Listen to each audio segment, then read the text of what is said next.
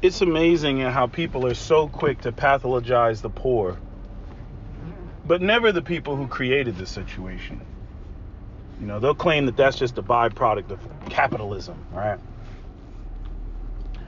And I think that a great deal of why the poor is pathologized is because, at least in America, the poor tends to be disproportionately black, or that black people as a population tend to be disproportionately poor relative to other groups and the percentages of their population. So you could look at it as a percentage of the population of American society as a whole, where black people are disproportionately poor, or you can look at it from the standpoint of within the population of black people, there is an overabundance of poor people.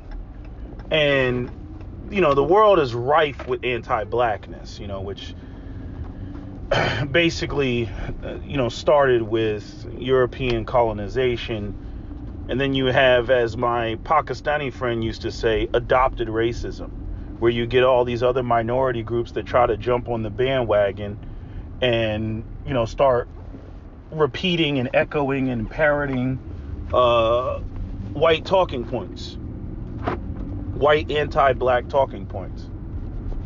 So, in my opinion, there's never really an honest conversation about poverty. Poverty is a black thing, let a lot of people tell it.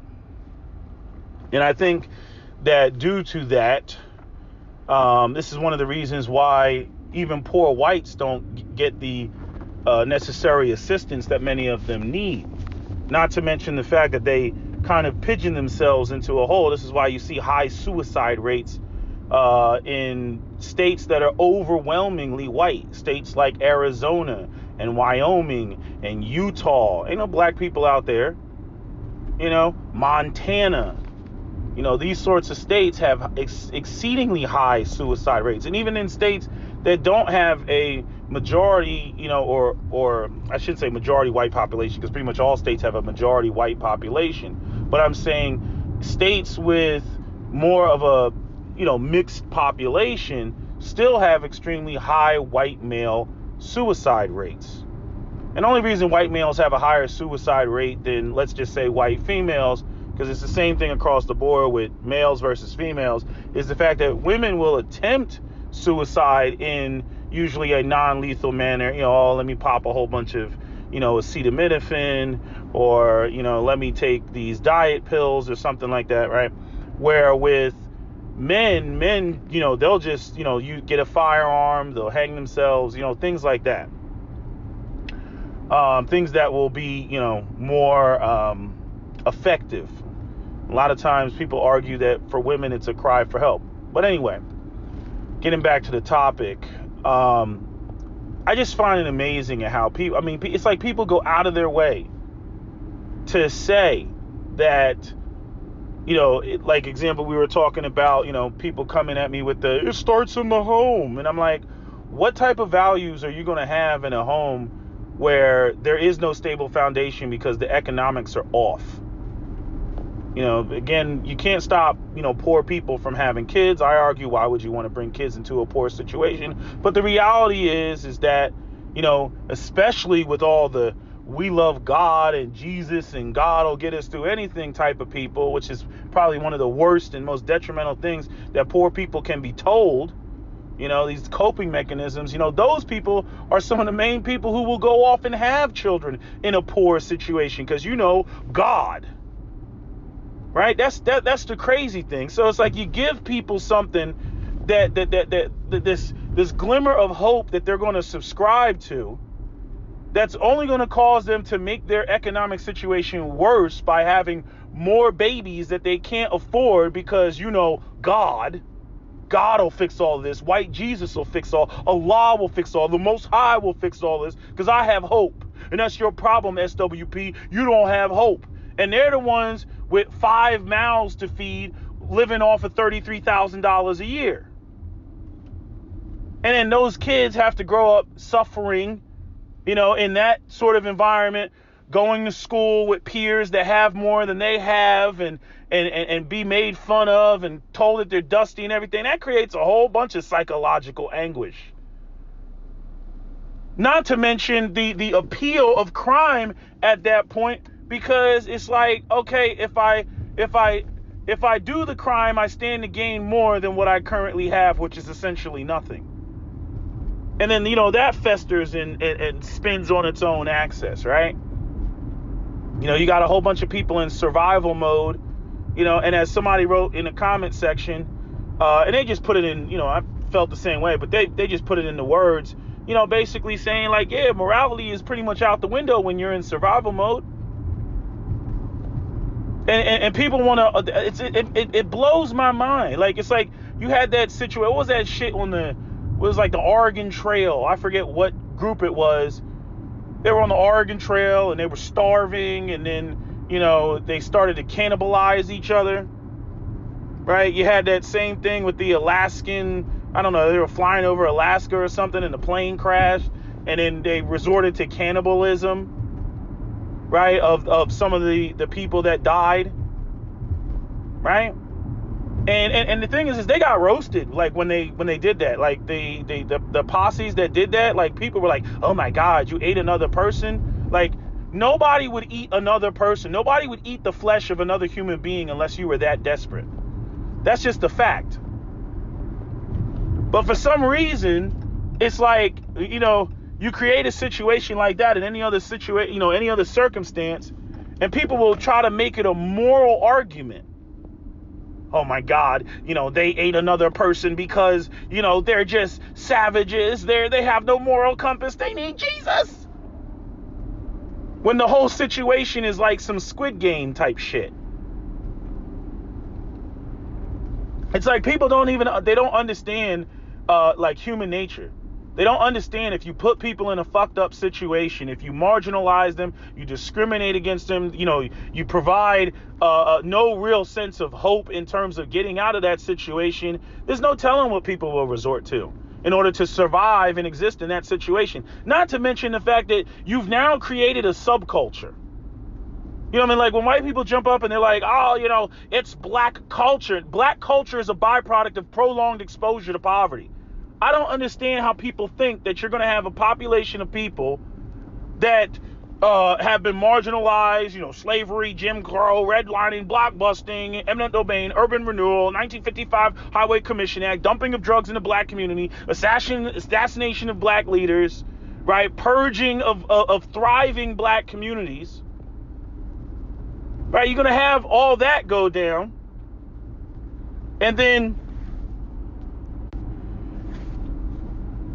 and these people somehow are supposed to have the same mindset and orientation of people in the dominant society who majority of the time do have resources to plan shit out. It's amazing. It amazes me. And the thing is like I said, we love to pathologize people in poverty, people who are poor. But when it comes to the people who, set the situation up, they're not evil. We don't talk about their lack of morality, right? These things are pointed out in movies all the time. There's this sort of stuff, whether you want to talk about movies like Snowpiercer or movies like The Purge, or what other movies do you have where you have some elites doing some evil things in the background? Minority Report. It's like even the people who come up with the movies in Hollywood, which ironically are part of the elites, but people would argue that they're liberal, they throw in their dog whistles about it. About what the power that the elites have. And they're fucked up because regular people are fucked up. You give regular people too much power and they can go out here and do terrible shit. It's one of the reasons why people want to, prevent the populist regular people from having firearms, but that's a whole different conversation. But it just amazes me at how much we just people will just zero in. Oh, no, poor people, there's something wrong with them. They're dysfunctional. They're this, that, and the third. But the person that did the whole Jigsaw Saw situation, the person that put them in the room, You know what I'm saying? The person that's running, the Hunger Games, the person that's running, the Squid Game, that person's not fucked up. That person's not evil. We don't even question their moral character. It's just, it's just a part of capitalism. If you can't survive, well, you just can't survive. And see, the thing is like, I watch white people, they co-sign this shit all the time. And they'll shit on black people. All black girl, there's personal responsibility. No personal responsibility to death until they can't make it. Then they want to storm the Capitol. Right? Then they want to talk about who stole the election. Right? Or they just go out there and they off themselves. Like what we see again with the, high suicide rates in overwhelmingly majority, white states. Or they just resort to drugs. Right? They go and they do some opioids and some fentanyl trying to escape their problems. And now everybody's supposed to have all this compassion and sympathy for white people. But when black people were going through it and they had the crack epidemic, nobody gave a shit. Lock those niggas up. They're lazy. Take away their ability to vote. If they need assistance, they have to prove that they're not on drugs. Right? That's what they said. But we don't have that conversation, when it comes to white people. The way that people the solution will be overly obvious. I have a starving person here. They need food. But yet, you'll have people that will literally sit there and argue, no. They don't need food. They need to learn how to digest, metabolize food more slowly. That's what the problem is. They're metabolizing too fast. What are you fucking kidding me? Right? You'll have a person that's dehydrated, right? Hypernatremia. You say, hey man, we got to get some fluids into them. Person will sit there, no fluids, no, they don't need fluids. They just need to know how to, they need to teach their cells how to manage the extracellular fluid in their bodies. See, most of the fluid in your body is not intracellular, it's extracellular. So they don't need fluids. No, we're not going to give them fluids. If you give them some fluids, they'll just become thirsty again. This is the bullshit that they come up with. Right? Again, completely ignoring the pathology of, what has been created. It's just amazing that the mental gymnastics around actually fixing the problem, which is going to cost, the society, cost people, right?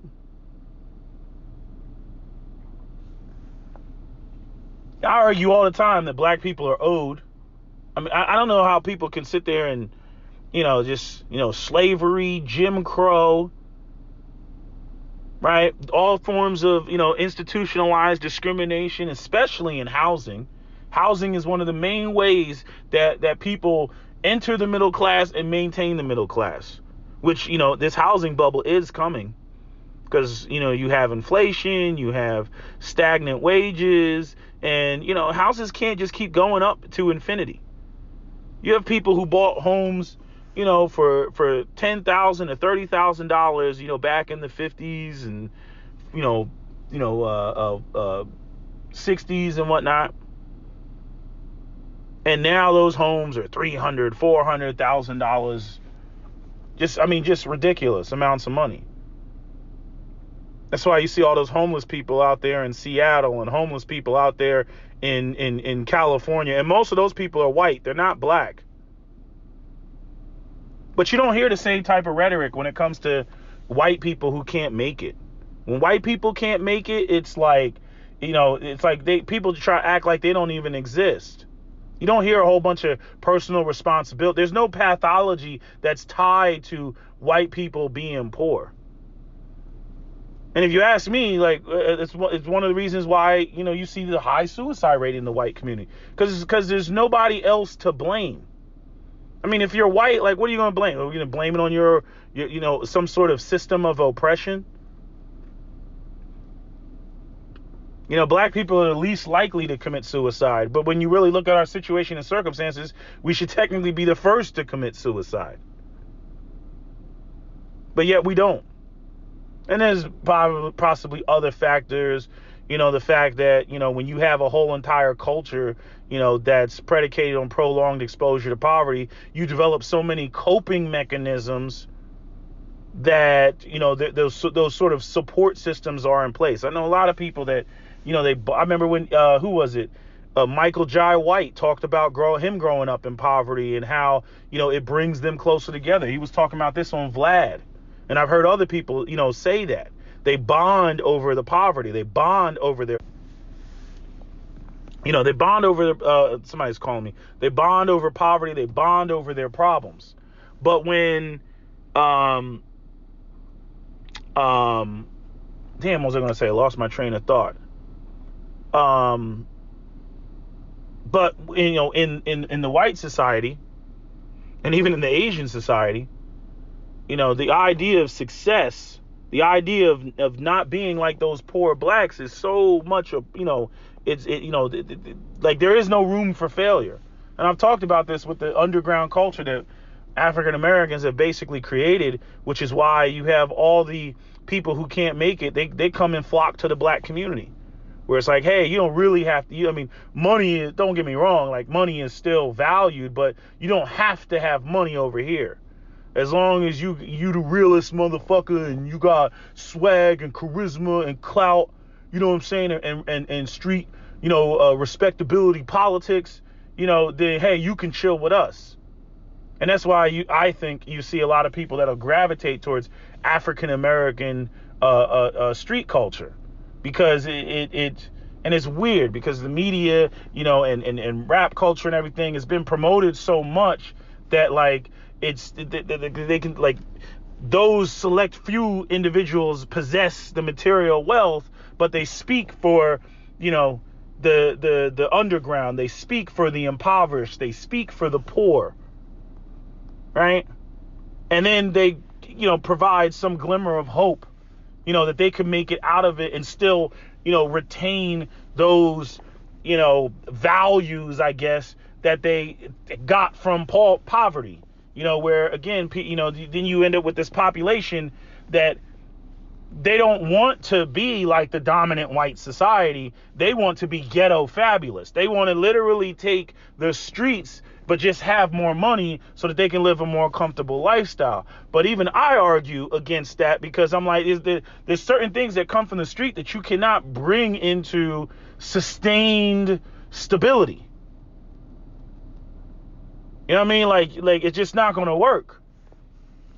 So you have people who are trying to bridge the two, where people start looking at folks like Jay-Z and admiring them, and they don't understand, like, there's a lot of, like, politics and roundtable discussions and ways that Jay-Z has to handle situations with, whether it's record labels or whoever, whatever he's doing to make his money, whether it's the clothing lines or whatever, like he can't deal with it in a street manner.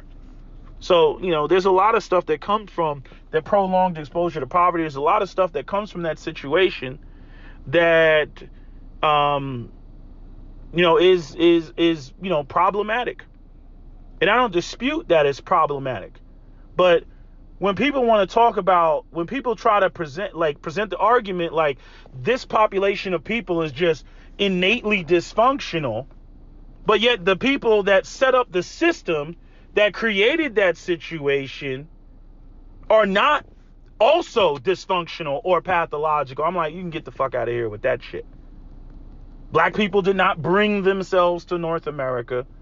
Black people did not put themselves in chains. Black people did not put themselves in place themselves in the Jim Crow South. Black people did not,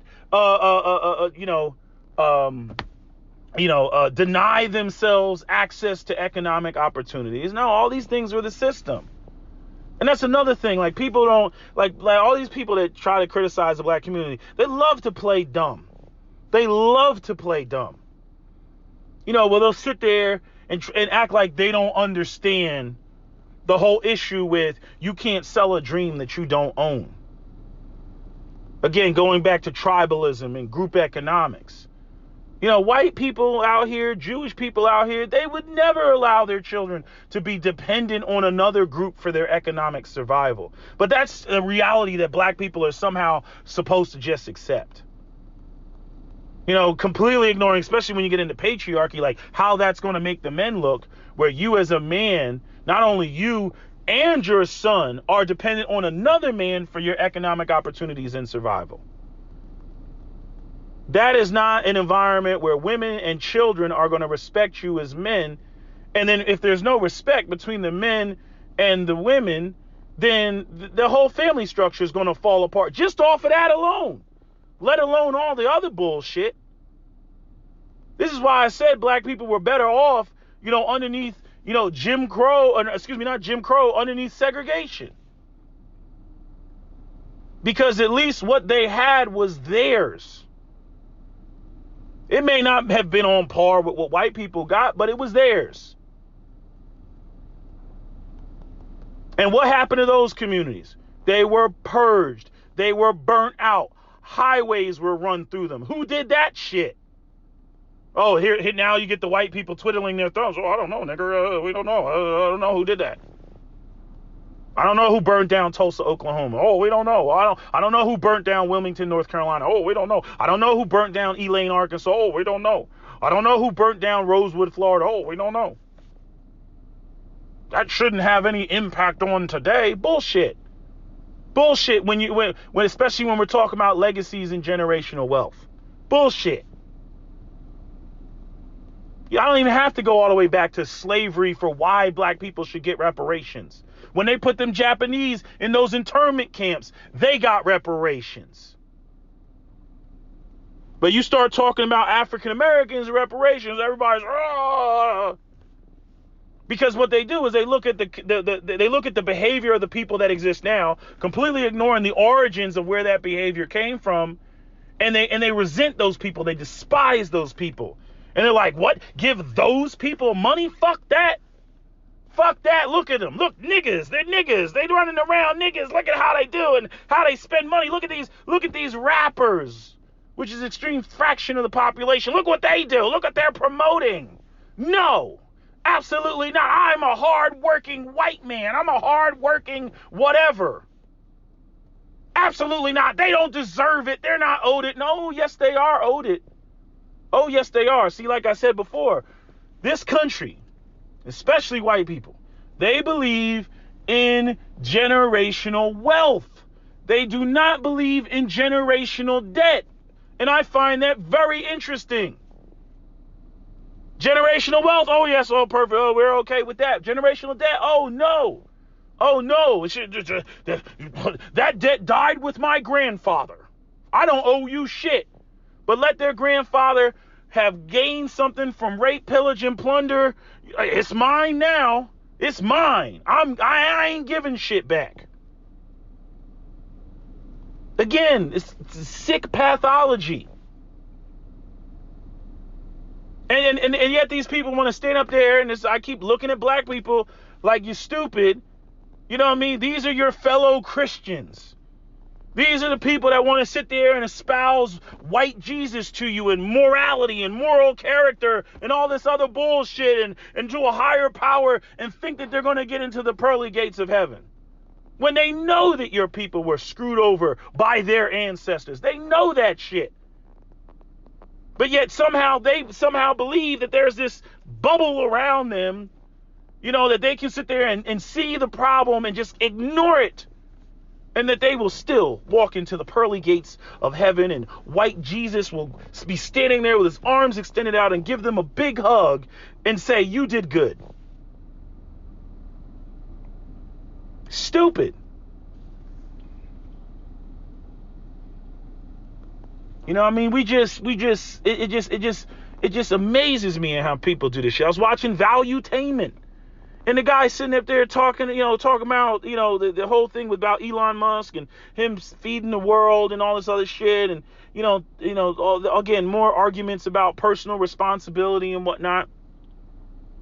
And I'm just sitting there, listening to him, and I'm like, okay, so, your parents didn't know what life insurance was, and then you had to join the military in order to, basically, get to the next level, the next step. But I'm saying, notice what he had to do. He had to join the military. Right? This idea that you can make money from nothing is bullshit. You have to be gainfully employed. When you join the military, do you pay for housing? No. Do you pay for food? No. Now, I'm saying the what you're being paid is bullshit. Cap told me that I forget when he joined the military. I want to say it was like 1980 something. But anyway, he was talking about it was $600 a month back then. $600 a month. You do the math. You see? Being successful is a combination of being prepared for opportunities and luck. But we like to, put out there this idea that, if you just put in the hard work, that people will recognize your hard work and you will be rewarded. That's bullshit. No, you will be exploited. Exploited. And that's why you see the Great Resignation now. That's why you can't go to, freaking McDonald's, after midnight anymore. You used to go to McDonald's all hours of the night. There would be somebody in there. Not anymore. Same with Wendy's. Shut down, closed. Why? Why aren't those people willing to, spend 50% of their life, in Wendy's making $7 an hour? And not to mention, one of the things that, it made me really recognize that whole aspect of exploitation is when, I brought up I talked about, I was talking to that white guy, remember, about the whole personal responsibility. My dad says that black people need to be more personally responsible, and the biggest problem is they don't take care of their own. And as soon as I started laying shit out, I was like, you know what, your dad's right. I was like, we need some black supermarkets, some black banks, our own black businesses and everything. He was like, whoa, wait a minute. That sounds like reverse racism. So basically, what he doesn't have access to, where he can no longer exploit the situation, it's reverse racism. And you'll see this across the board. Maj Touré went up there and brought that point up at the, Republican National Convention or whatever it's called. He's like, yo, wait a minute. Yeah, y'all get up here. You want to co-sign the Thomas Sowells and these Larry Elders type of people about black people, personal responsibility. Y'all need to do this. As soon as black people do that, as soon as black people do for self, as soon as black people practice tribalism, the same tribalism white people practice, and group economics, or the tribalism or group economics of any other community like a Chinatown, all of a sudden people start jumping up and down talking about reverse racism.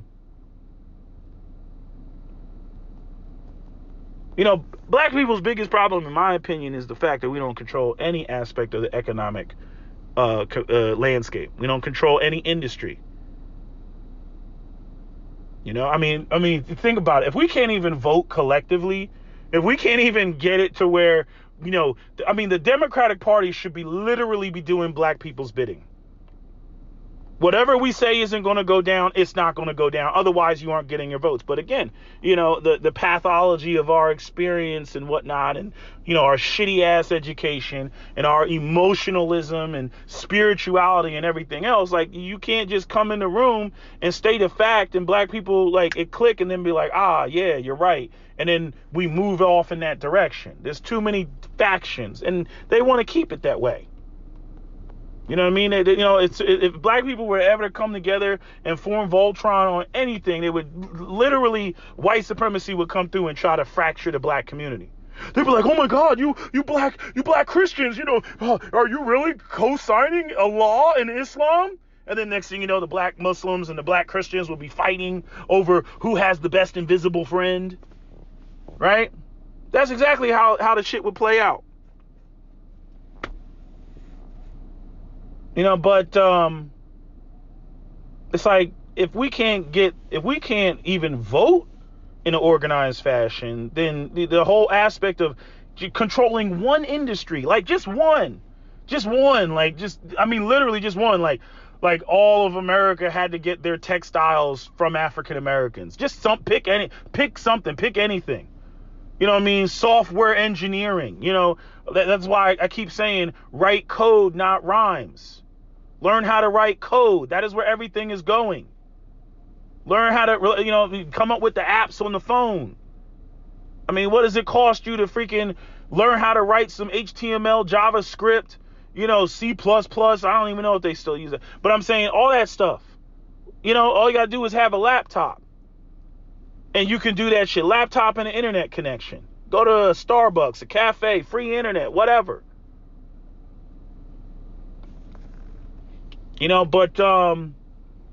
I just keep noticing this pattern of pathologizing not just poor people, but black people especially, since we're the face of poverty.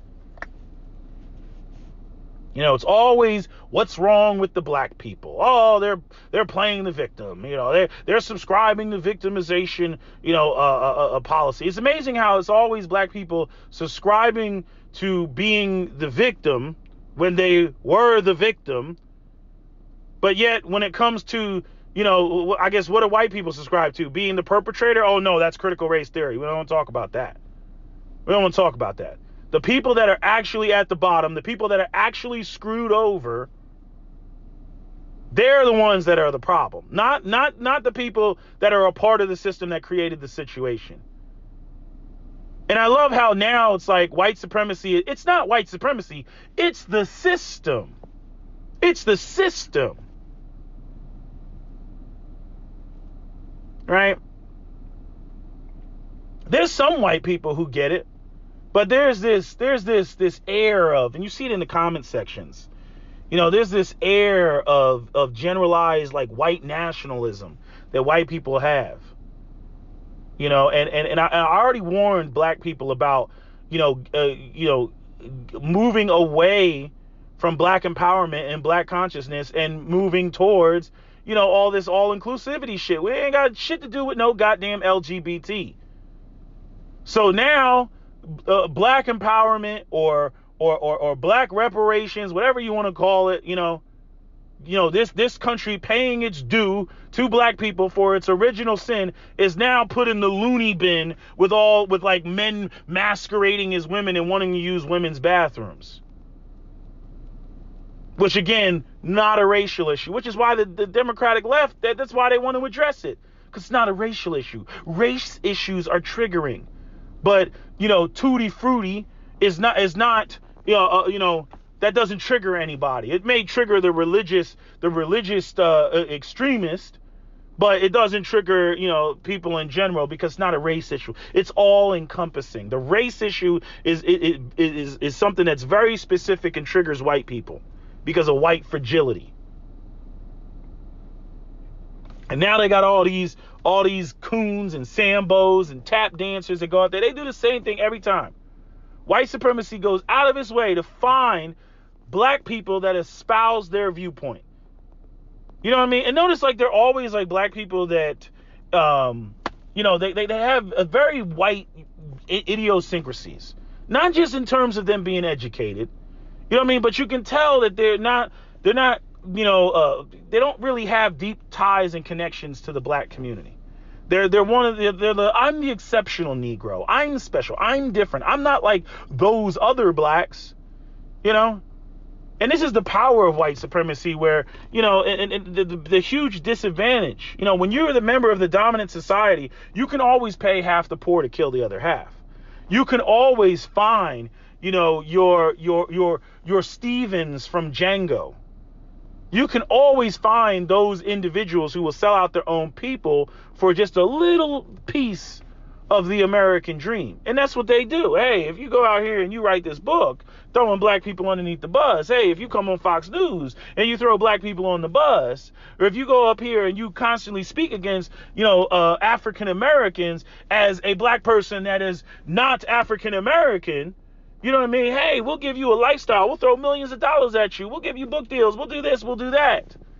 And you see just how hard white supremacy goes out here to try to, confuse people and muddy the waters and go through all sorts of intellectual, mental gymnastics to try to get around, what actually needs to be done to correct the problem. At the end of the day, they do not want it to cost them. They do not want to have to dig into their pockets to try to, again, correct this problem. They want to argue that, no matter what, you can literally stand in the vacuum of nothingness, and sheer willpower alone will get you somewhere. Right? And that it takes no injection or infusion of anything. And that the negative environment that we have created should have absolutely no impact on the outcome of the situation. Right? We should be able to put you in the lava pit, and you should be able to crawl your way out just off of sheer willpower. And if you can't, then you're not trying as hard as we are, and we've never even been in the lava pit. And this is bullshit because, like I said, white people go out of their way to make sure that their kids go to the best schools, are in the safest environment, are in the cleanest, most hygienic environment. If it wasn't about the environment, then again, why do you go out of your way to make sure that, I'm going to move to this area. What are the schools like? Why is that important? No, they should be able to go, your little white kids should be able to go to the same sorry-ass, raggedy-ass schools that the black kids go to and still pull out straight A's. They should be able to be exposed to drugs and narcotics and gang violence and all that and still come out and be on top and run Fortune 500 companies. Right? I mean, if white people were truly superior, then they should be able to exist in any environment. They should be able to they don't need spacesuits. What do they need? What do you need spacesuits to be on the moon for? Y'all should be able to. Y'all should be like the damn what was that show? What was the damn that damn Superman show where Superman the Voltrons or some shit like that. What are they called? You know what I'm talking about? They should be able to, travel in space without spacesuits because they're clearly they're superior. They should be able to float around the cosmos like Saiyans and shit. Let them tell it. But then you come to find out, it takes resources for y'all to maintain your structure and your community. You need to have men who are gainfully employed and make more money than your women in order for you to maintain your structure. You have to control the economic landscape of your environment and have an enforcement arm, and you have to have capital. Really? Surprise, surprise. Otherwise, it turns into like many of those ghost towns out there in the Midwest because, I don't know, the freaking gold mines dried up or the oil fields dried up, and then all of a sudden, those towns turn into ghost towns. But yet nobody sits there and talks about the pathology of white people on why those abandoned communities. Just go online, just type in YouTube the shit. Ghost Town, Midwest. YouTube it. Nobody pathologizes why those communities collapsed. But when we go over to Detroit, it's because the niggas took over. Like as though black people literally took over. No, white people left because the auto industry left. But because now it's a majority black city, they're going to go, it's the niggas took over. Really? So black people just showed up, in some sort of they had a armada of ships, off of, I don't know what lake that is, Lake Erie or some shit. They had an armada of African ships off the coast and they bombarded Detroit. And then then only then did the white people decide that they were leaving. It's bullshit. No, the auto industry collapsed. You know, people were leaving in droves. By I think it was 1970. No, I think it was 1980. Detroit became a majority a black city in 1980. People were upside down in their homes. I mean, freaking even what was that? 8th Mile with Eminem addressed that in the movie when they had the house where the girl got, I think she was molested or raped or something like that, and then they went and they torched the house on Devil's Night.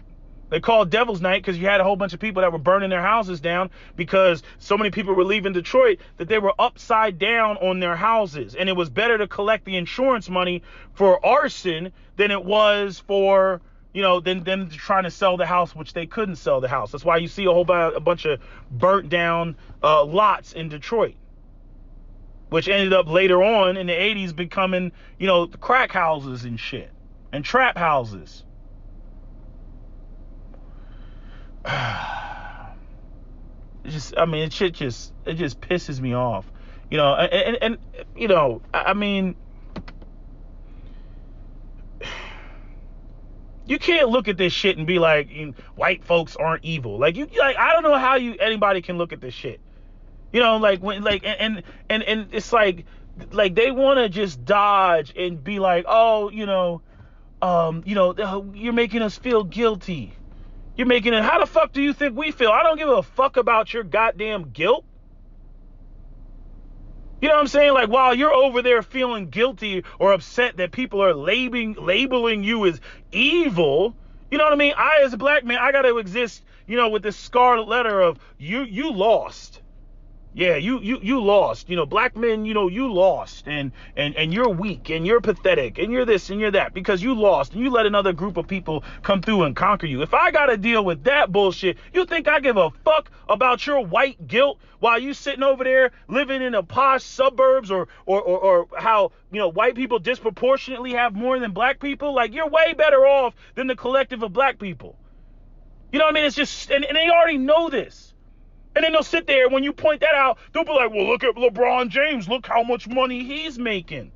Like, they'll try to grab onto, like, some black exception when we already know that the whole league is owned and operated by white folks. But yet somehow they'll try to act like LeBron James is the counter to me discussing the socioeconomic disparities between white people and black people at the collective level. Again, more intellectual dishonesty. You know, and I'm saying, like, I look at it like this, like, you know, is shaming white people into doing, you know, what should be done, is that going to fix shit? Probably not. It's just going to be decades and decades of mental gymnastics and, arguing back and forth and, denial and intellectual dishonesty. That's what's going to be. And it's like one or two things is just going to, happen or continue to happen.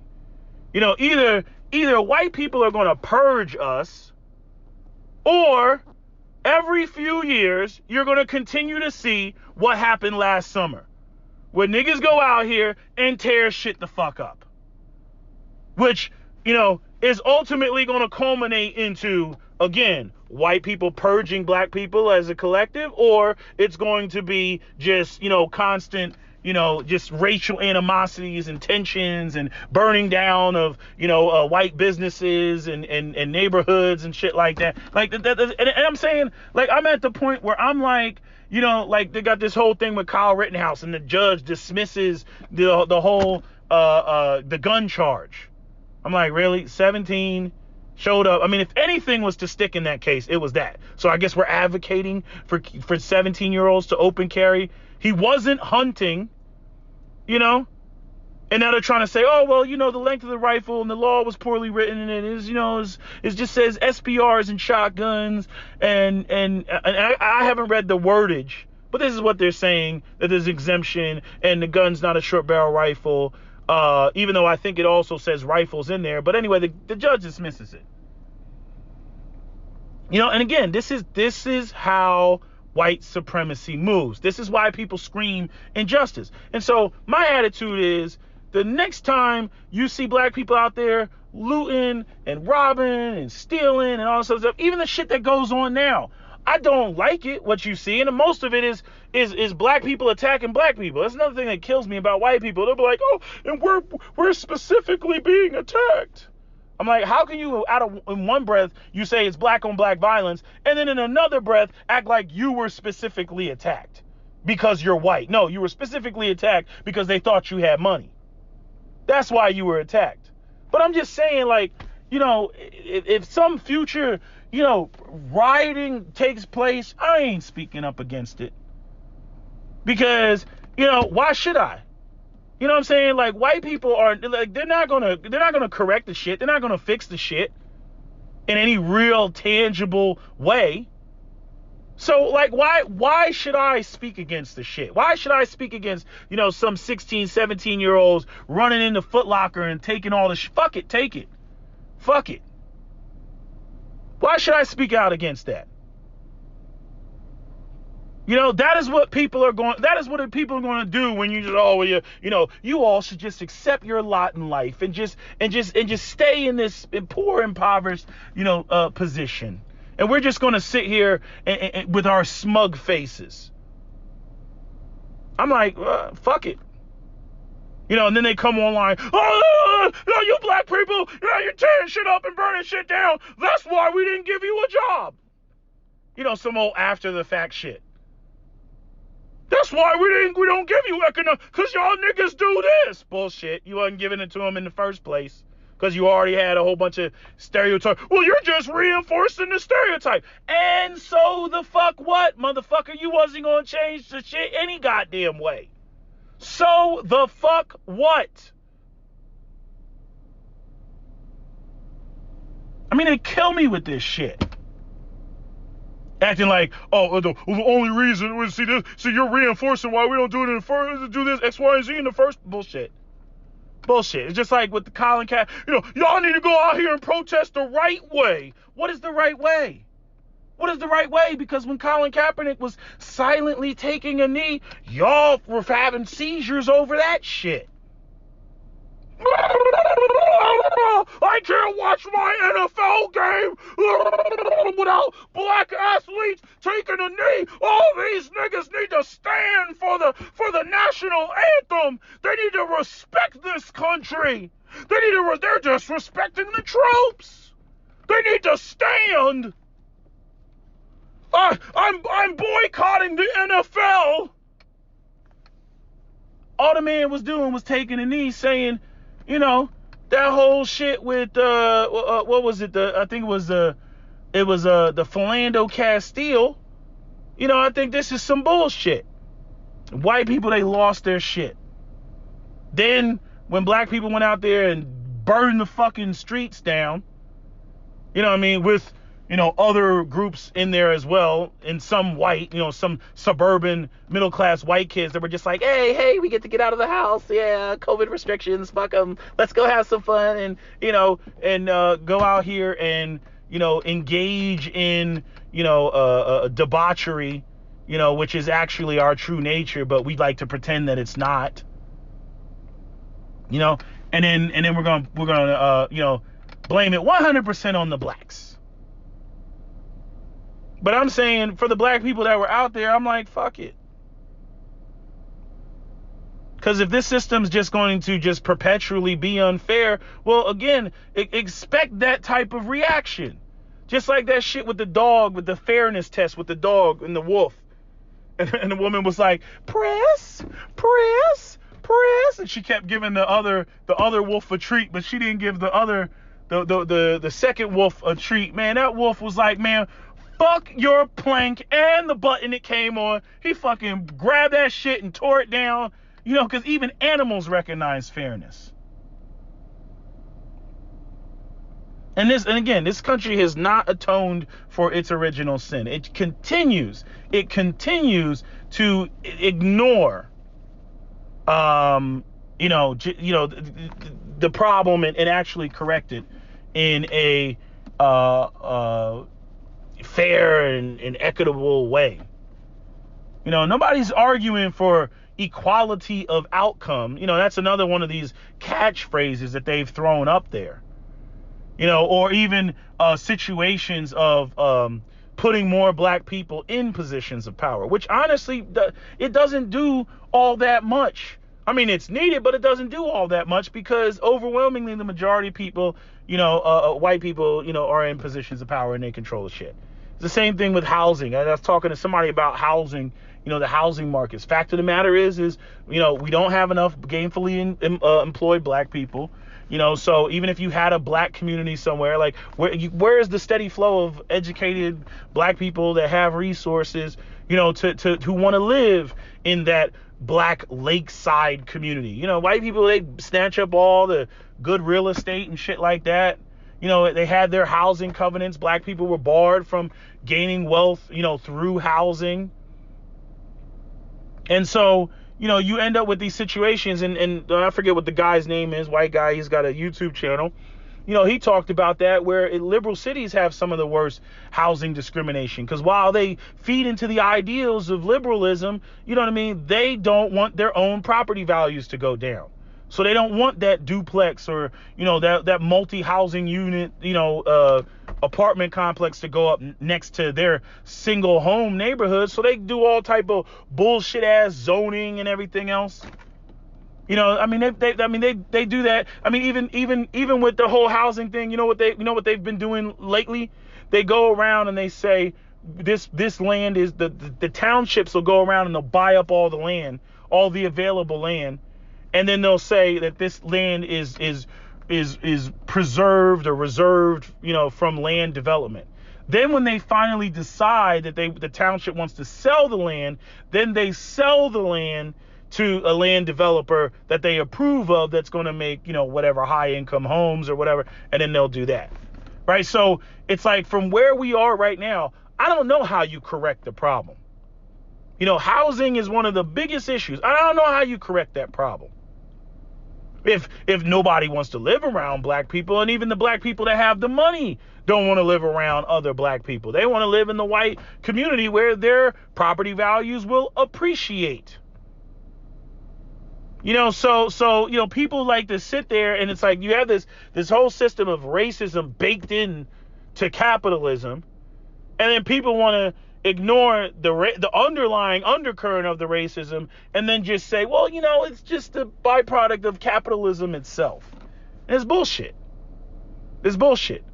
Because you don't see that type of treatment when it comes to any of the other minority groups who did not go through the transatlantic slave trade when they came here. The only time that you saw, shit like that pop up would be like, after 9/11, and then the Muslims were targeted. And then people were like, oh, there's too many Muslims over here. Oh my God, there's a woman wearing a hijab. Oh my God, we don't want to be around them. They might kill us. And that is probably the closest thing to the experience of, being an African American. I remember my Pakistani friend's mom, she was like, we the new niggas. I'm just sitting there and I'm like, oh my God, lady. She's like, we the new niggas now. I'm like, oh my God. For real? We the new niggas? We the new niggas? Yesterday it was, like, who knows what the hell she was thinking, but probably, oh, those black people, be careful when you're operating your gas stations, because, they'll come in there and, steal and stuff like that. But, then it was, I want to identify and sympathize with black people. We know what you're going through, alhamdulillah. We know what you're going through, because now we're going through it. It's always like that. People always want to co-sign a dominant society until the dominant society turns on their ass. Then all of a sudden, oh, black people, we are one. We know what you're going through. We understand your plight. But anyway, like I said, man, people are full of shit, man. I don't see the light at the end of the tunnel. I don't think it's going to change. I mean, the mental gymnastics that people go through is just it's unbelievable. So next time people go out there and tear the streets up and be like, well, that's what you get. Like, that's the reaction. So, it is what it is. Because I'm like, you created the situation and then you let it fester. You let it fester. I mean, like I said, white people, like, the smartest thing they could have done would have been like, yeah, okay, we enslaved a bunch of people and we fucked them up. Okay, put them all back on ships and take them back to Africa, because we don't want to have to deal with them, 100 years from now, and have to deal with this inconvenient population. They didn't even want to do that. How much do you think it would have cost to take all the African Americans in North America and ship them back to Africa? How much do you think it would have cost? It most certainly wouldn't have cost as much as what black people are demanding today when it comes to, reparations for slavery. On top of the fact of all the deductibles of what black people have contributed to this country and gone off and fought in wars and only come back to be spit on and be second-class citizens. I mean, what happened to the black men after World War I? I mean, just absolute tragedy. Absolute tragedy. And then you all wonder why black people sit around and say shit like, but the white man is evil or the white man is the devil. You wonder why they say shit like that. Motherfuckers done went off, fought for their country, and died. And then come back home and you got, them being told, on some, the Color Purple type of shit, where she had to back up the trolley or back up the coach across the bridge. Situations like Emmett Till and other type of accusations. I know that was a little bit later, but situations like Booker T. Spicely, everybody wants to talk about Rosa Parks, but they forget all about Booker T. Spicely, who didn't want to sit in the back of the bus. He came back from World War II, and they dragged his ass off the bus and shot him in the chest. Man is a veteran, fought and died for his country. Only to come back, fought for his country, only to come back and be shot because he didn't want to stand up on the damn bus. White people out here treating the freaking German soldiers better than they treated African Americans. That's why you had brothers that when they went off to fight the war in France and shit like that, they wanted to stay their ass in France. It was like, shit, the French people treat us better than you do. And the U.S. government was trying to tell the French, like, hey, don't be treating these niggas too nice now, because, we don't want them getting any bright ideas when they come back to America. Just fucked up. And yet, these same collective of white people will sit there and tell you about how moral they are, how Christian they are, how they got the sweet twinkle of white Jesus in their eye, and they're just so moral.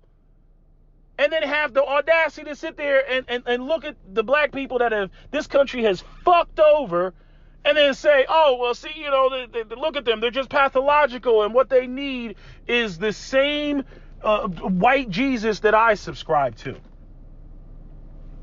If the white Jesus that white Americans subscribe to is any indication, like their behavior is any indication of what this white Jesus is all about, that's a white Jesus I don't need. If the behavior of white Americans is what Christianity is all about, that's a Christianity I don't need. But anyway, that's all I gotta say. That's my rant. SWP out.